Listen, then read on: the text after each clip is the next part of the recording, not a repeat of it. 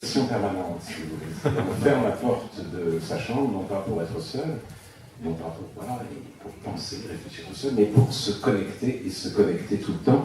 Et je crois que la culture est une forme de déconnexion. Et il est de plus en plus difficile aujourd'hui de se déconnecter. J'ai même le sentiment qu'avec les nouvelles technologies, le salon devient vraiment une sorte de grenier. Mais disons, c'est un espace d'un autre âge. Quant à la controverse, je ne pense pas qu'il y ait eu vraiment controverse, si vous voulez. Je pense que on a cherché à me démasquer, ce qui est tout à fait autre chose. Si vous voulez, c'est le robespierrisme qui démasque. C'est le robespierrisme. Et il y a une grande tradition robespierriste en France. Et le robespierrisme s'est emparé, je crois, aujourd'hui, de l'espace littéraire. On le voit d'ailleurs très bien avec le succès de la formule de Badiou. De quoi machin est-il le nom? Donc, Sarkozy, c'est le nom de Pétain.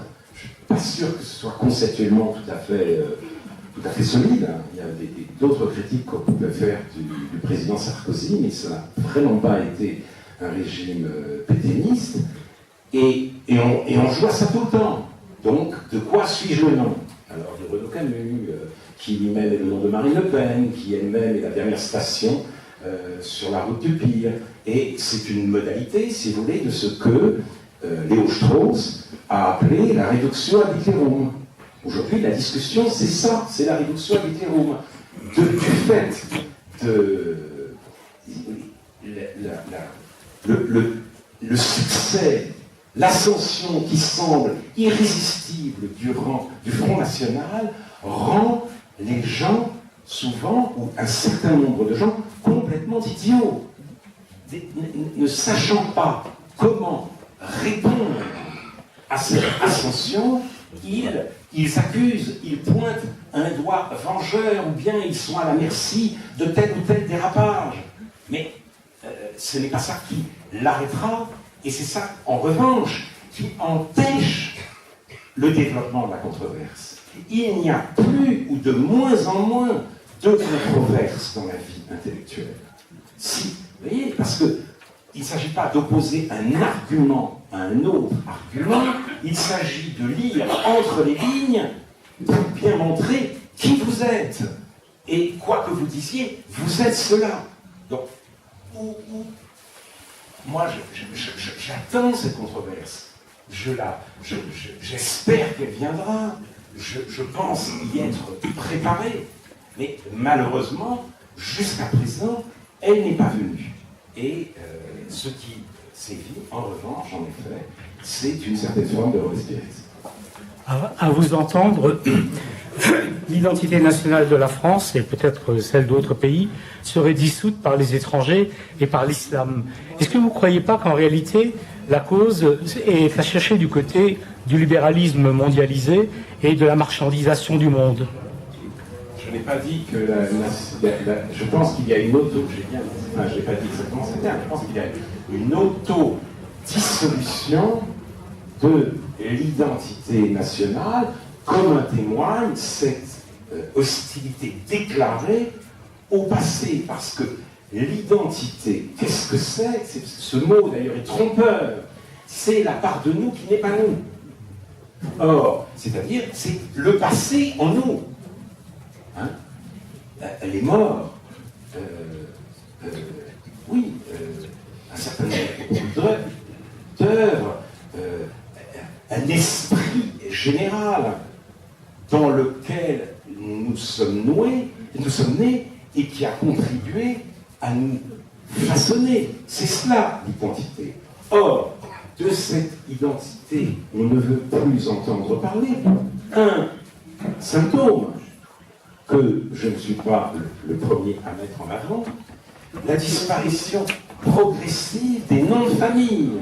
Maintenant, vous existez exclusivement ou quasi exclusivement par votre prénom. Et votre prénom, c'est votre identité réduite à vous-même.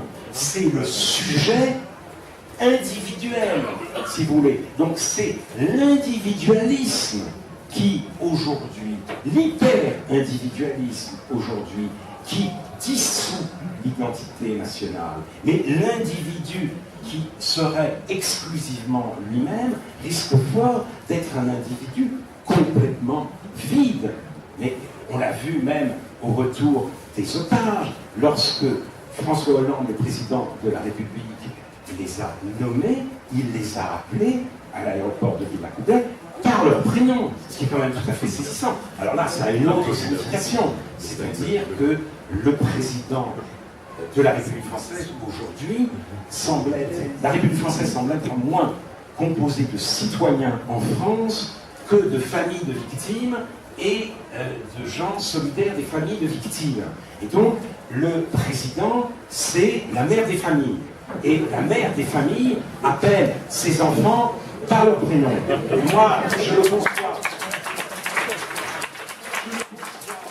Je le conçois très bien, parce que il faut tout faire pour récupérer des otages. Et en même temps, dépenser 20 millions d'euros pour armer ceux-là même qui dirigeront leurs équipements contre la France, c'est un petit problème. Et ça veut dire que la France a renoncé à être une puissance. J'exprime cela avec une certaine timidité. J'imagine que si ma femme ou mon fils était otage, je demanderais au gouvernement de faire tout pour le récupérer et de dépenser tout l'argent qu'il a. Je remarque cependant qu'une fille d'un otage encore détenu au Mali, qui s'appelle, je crois, Diane Lazarevic, a protesté contre cette attitude et a dit très nettement qu'elle ne voulait pas qu'on dépense de l'argent, qu'on donne une rançon, parce que d'autres familles après elle connaîtraient le même calvaire, car évidemment c'est une incitation à ce qu'il y ait de nouvelles prises d'otages. Cette attitude d'ailleurs a frappé tout le monde, a mis mal à l'aise les gens qui l'écoutaient, mais elle avait une certaine force et il faut aussi l'entendre. Si j'en reviens à la question du prénom, c'est pour dire précisément que le prénom, le nom c'est le lignage, c'est l'héritage. Et le prénom, c'est évidemment la rupture avec l'héritage. Et cet hyper-individualisme nous conduit précisément là où nous sommes. Vous mettez en cause la mondialisation et ou le capitalisme mondialisé. Je ne veux pas du tout. Je pense que cette mondialisation pose d'énormes problèmes et cause de terribles dégâts. Il me semble simplement que nous-mêmes, nous nous en tirerions à trop bon compte si nous pouvions, si vous voulez, désigner dans la mondialisation le coupable de maux dont nous sommes également responsables, dont est responsable le mouvement interne de notre société. Cet individualisme, cet appétit technologique, il est en nous. Il ne nous est pas imposé par la mondialisation. Donc c'est pour cela que j'ai peut-être trop rarement recours à ce type d'explication.